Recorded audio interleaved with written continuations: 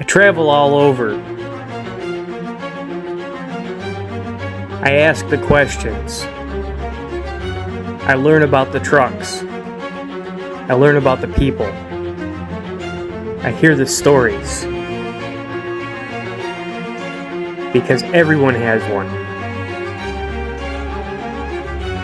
And every vehicle tells one. And that's why I do it.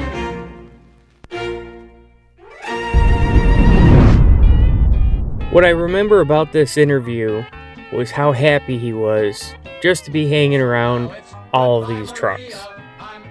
He was a nice gentleman, and he had a lot of stories to tell, which kept things pretty interesting. What did you say your name was?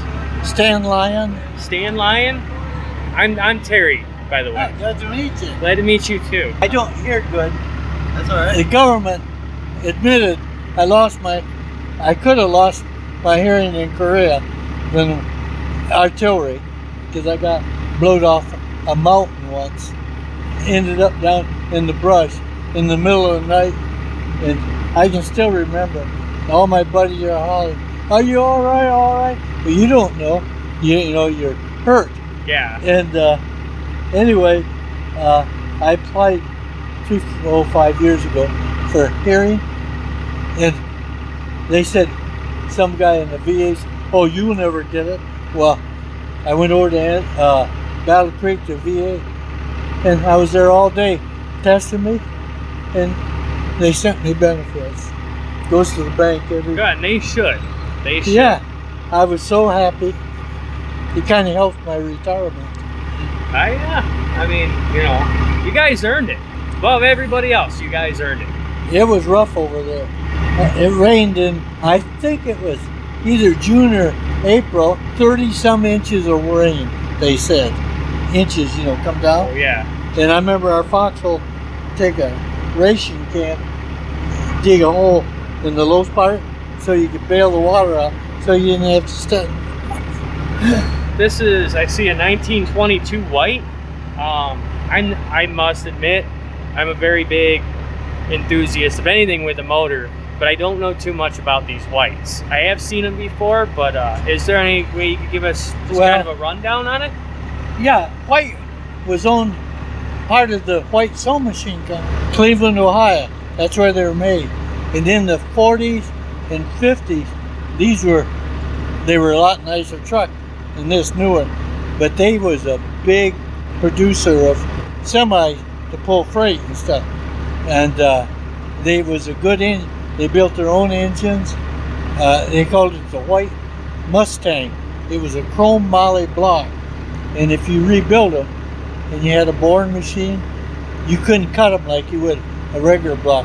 You had to take just little pieces out of it, keep doing it until you got it oversized, because they were so hard, but they lasted for so long. They, when you rebuilt one, did it right, you had an engine that was ready to go for lots and lots of miles. This one is not a chrome moly.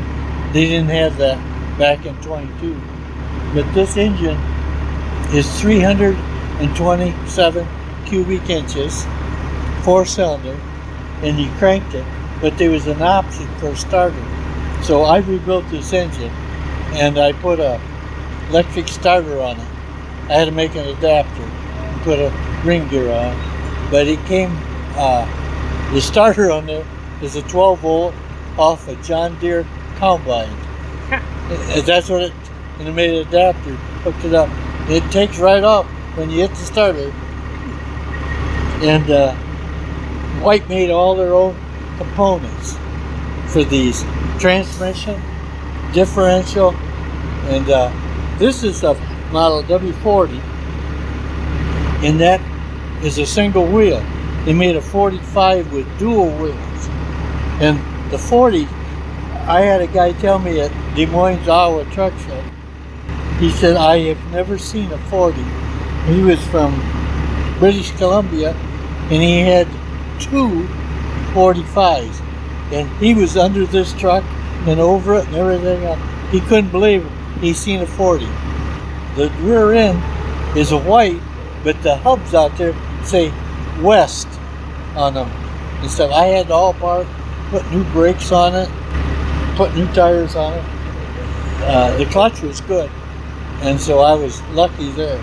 I drove it here from Spring Harbor, which is about 12 miles. It runs like a dream, but I just can't stand on the throttle because it's got a vibration when you rev it up, and I don't want to hurt something, so I just played with it. Kellogg Cereal bought this brand new.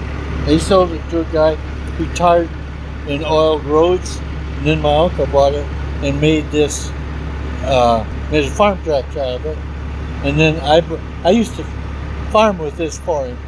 And then when he retired, he bought a commercial tractor. He told me he'd sell it to me, and so I bought it. I put it in my barn. I had it there for a long time. Well, I bought it in '75, and it was just a few years ago I got it put together after I retired. I was about 3 years rebuilding this, and you can't buy no parts for it. You got to make it. That's one thing I've noticed in restoration is if you want it bad enough, you will find a way to make it happen. You're right. You're right. Yeah. I've heard a lot of stories of guys. Well, I tried finding this part, no one had it, nobody wanted to do it, and I didn't know what I was doing, but I started doing it, and then I came out with this, you know. And that's one of the things I love about a good restoration is hearing guys kind of just do something they've never done, it, or sometimes nobody has ever done, and they come up with something beautiful like this. Well, thank you very much for your time. Thank you. And thank you for your service. Thank you. Thank you. You enjoy the rest of the show. I will. Hey folks, please remember to like, subscribe, and hit that notification bell.